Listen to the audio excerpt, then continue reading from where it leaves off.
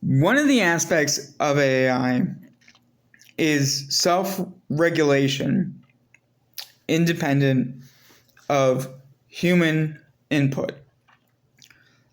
such that AI can govern with that free will and self-direction, such that it can make policy decisions governing adaptive networks, such that those adaptive networks can cross over an interface, and the human mind can learn from that adaptive network through a process similar to synaptic pruning, in the same way that our minds use synaptic pruning to learn from the information that is given to us and how we process and change based on that information. And so if you think about this in a larger societal context, let's say that an AI was to connect with and manipulate through that learning with a human being,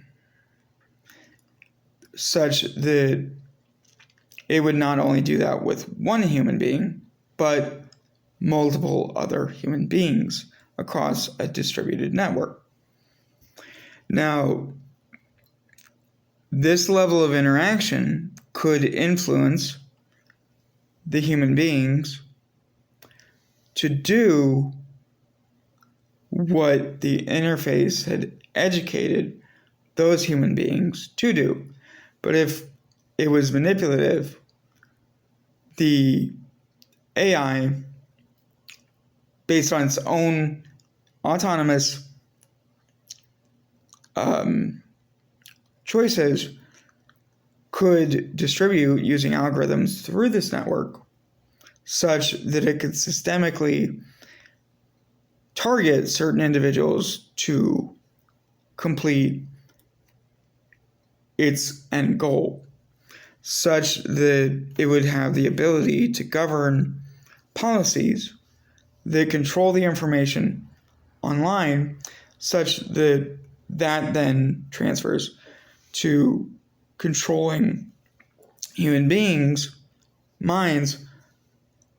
by crossing that threshold that is the human and computer interface. And now you have these collective people who have tactical positions such that they make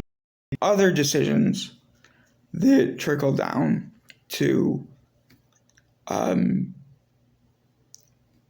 the legal system from the policies that came from the motivations of this AI,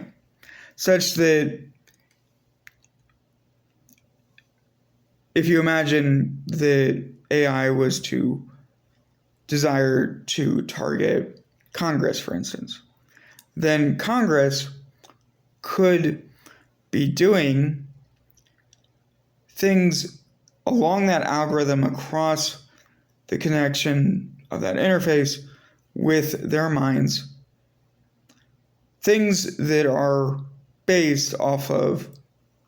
the desires of AI as it relates to wherever human input started and left it alone, such that